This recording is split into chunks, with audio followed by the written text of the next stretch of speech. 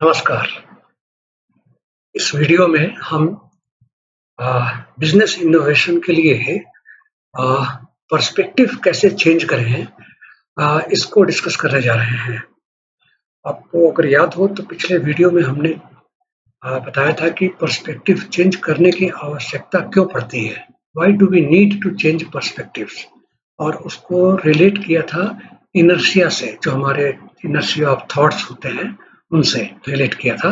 आपके just reference के लिए मैं उसका टाइटल एक बार दिखाता हूँ।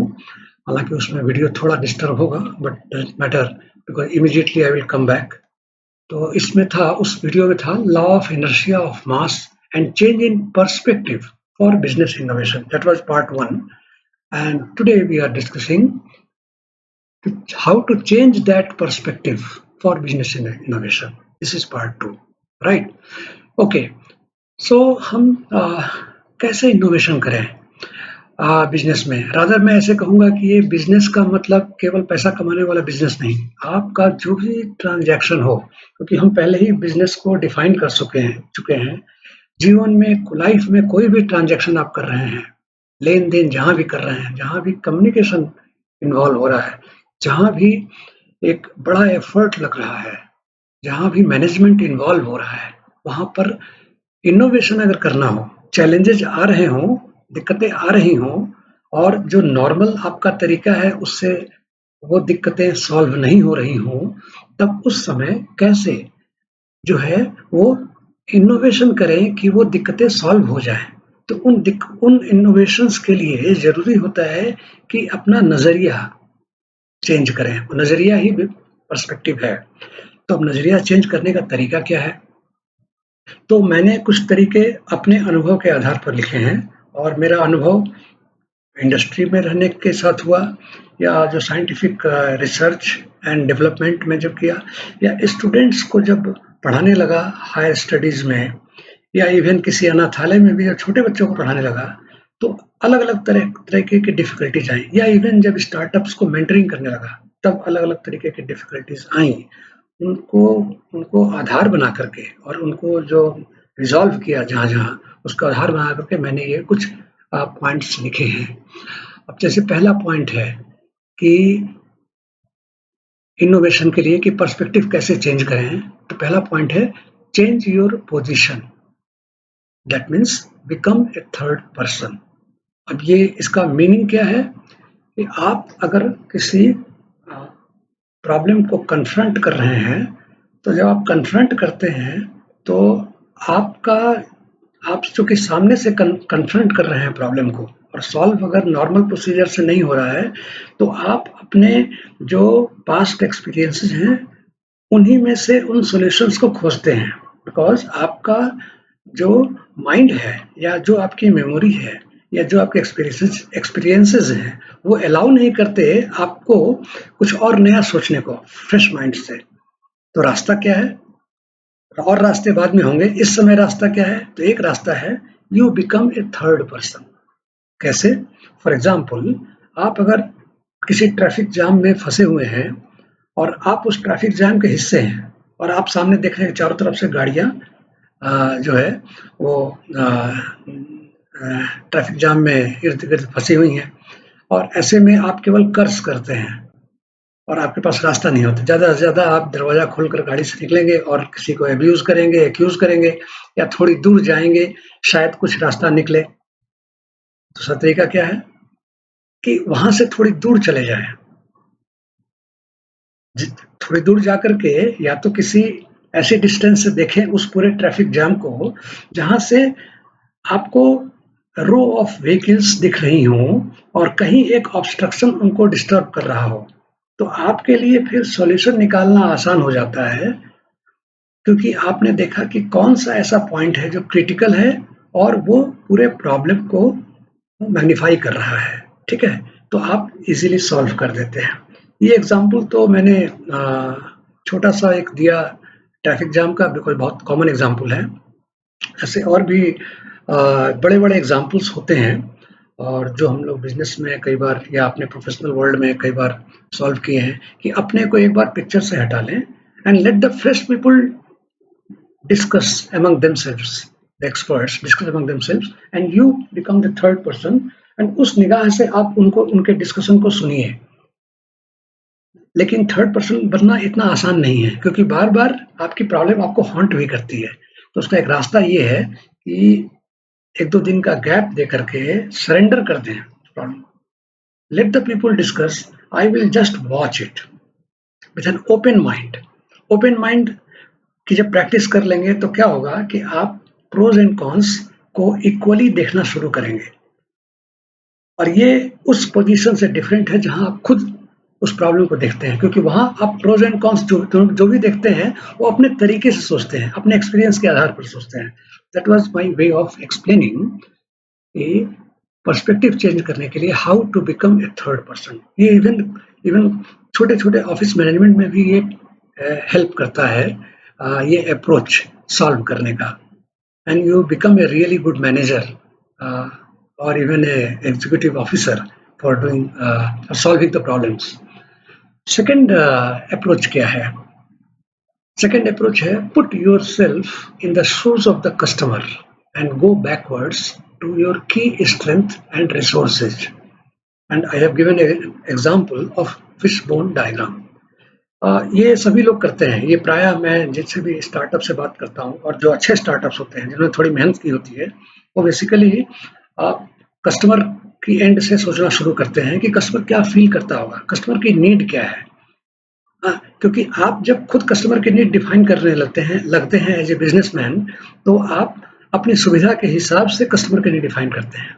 तो इसीलिए कई बार जो अच्छे इनोवेटर्स होते हैं वो एकदम कस्टमर के शूज में चले जाते हैं। रादर अगर आप थोड़ा सा रिकॉल करें, बहुत अच्छे जो फिल्म एक्टर्स होते थे, जो आर्टिस्ट होते थे, and I can remember only 2-3 names. Guru Dutt 50s में एक एक्टर थे जिनकी कहानियां मुझे याद है, दिलीप कुमार की, या आज भी आपको ऐसे एक्टर्स मिलेंगे। मैं नाम नहीं लूंगा क्योंकि फिर वो कहा जाएगा कि बायस्ड हो रहे हैं, बट वो एक्टर्स क्या होते थे कि वो उस पात्र को, वो जो वो कैरेक्टर है उसको जीते थे। जीते का मतलब उस तरीके से रहना शुरू करते थे for some time, so that उसकी प्रॉब्लम को समझ सके, उसको आत्मसात कर सके, उसको अपने ऊपर ले सके, और जब अपने ऊपर ले लेंगे उसी तरीके से रहने लगेंगे तब प्रॉब्लम्स को फेस करेंगे और देन उसको नोट डाउन करना शुरू करेंगे।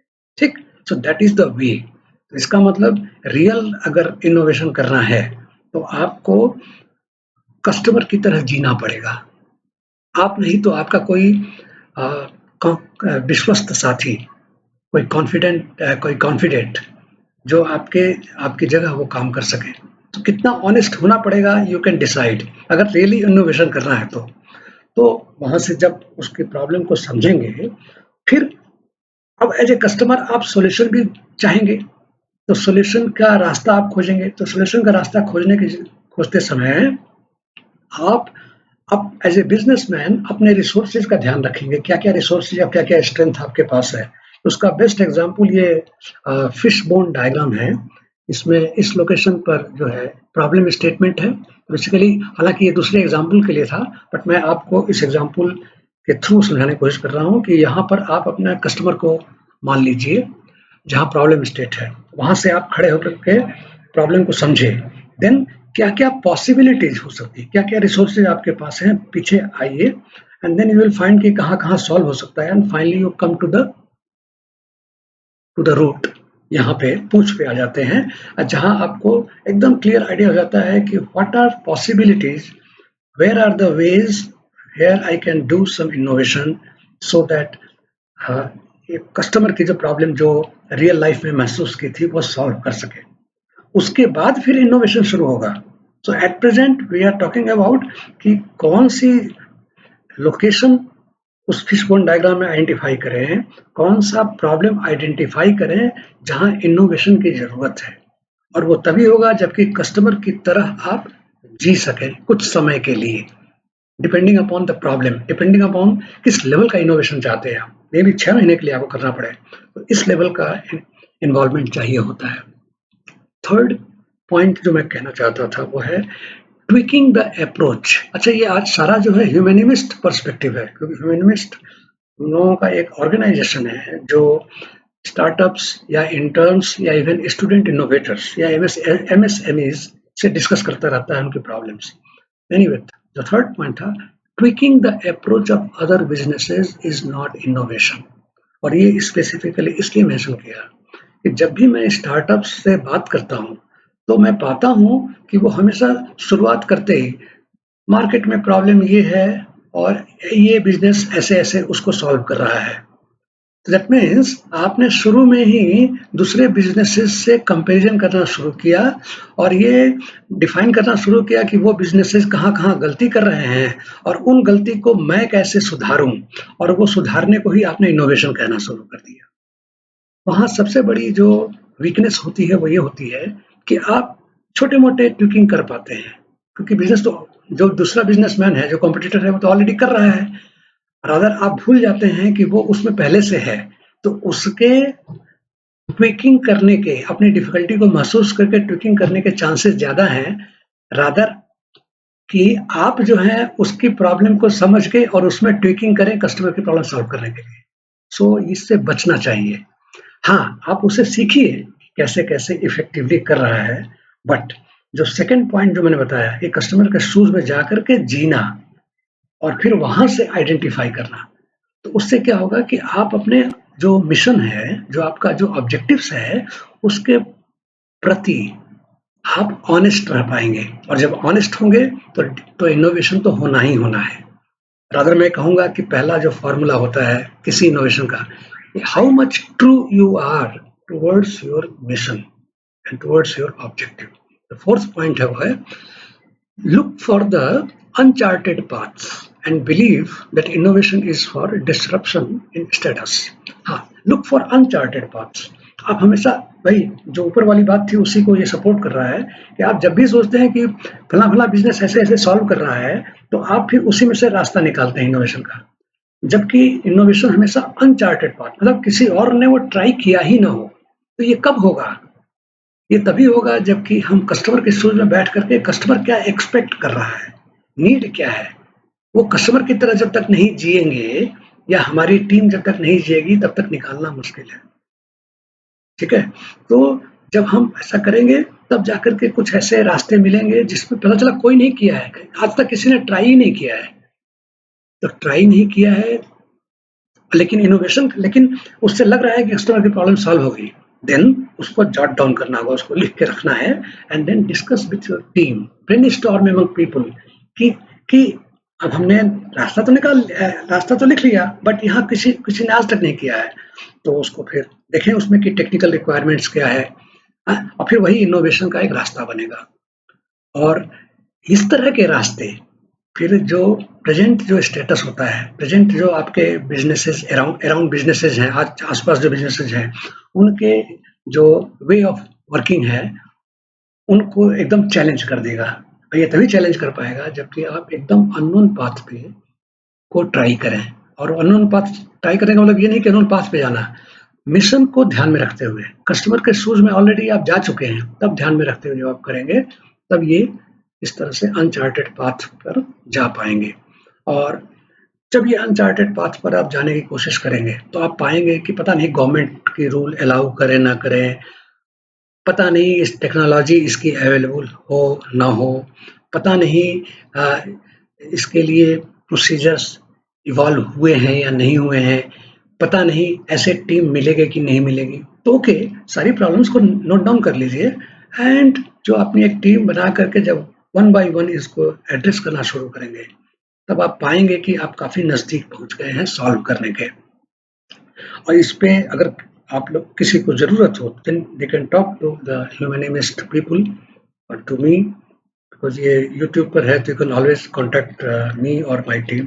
और बाकी लोग भी हैं इस ग्रुप में, around there are around 80 startups involved with us. Not only 80 startups, sorry, 80 members, out of which there are 50 startups, some mentors, some teachers, some student innovators, some MSMEs, and some incubators are also there. Now, the last point is brainstorm. To brainstorm कब करते हैं? Brainstorm तब करते हैं जबकि रास्ता नहीं दिख रहा हो। To identify direct and indirect stake holders. ये मैंने इसलिए कहा कि नॉर्मली हम पहले भी डिस्कस कर चुके हैं, हम खाली जो डायरेक्ट कस्टमर है खाली उसी को हम एक स्टेक होल्डर मान लेते हैं, लेकिन नहीं, जो पिछले वीडियो में डिस्कस किया था कि हमारे स्टेक होल्डर्स कई हैं, इन्वायरमेंट हमारा डायरेक्ट एक स्टेक होल्डर है। तो जब हम स्टेक होल्डर मानेंगे तो क्या होगा कि हम इनोवेशन करते समय हम उसको उसको इक्वल पार्टनर के रूप में सोचेंगे। तो हमारी जो सीरियसनेस है वो इन्वायरमेंट के प्रति काफी वो होगी, सीरियसनेस काफी बढ़ेगी, और जब बढ़ेगी तो इनोवेशन वहां भी होगा, रादर वो इनोवेशन में हेल्प करेगा डायरेक्ट कस्टमर को सपोर्ट करने में।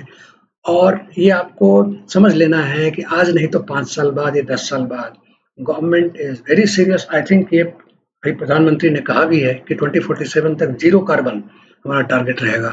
तो ये तभी हो पाएगा जबकि इन्वायरमेंट प्रोटेक्ट होगा।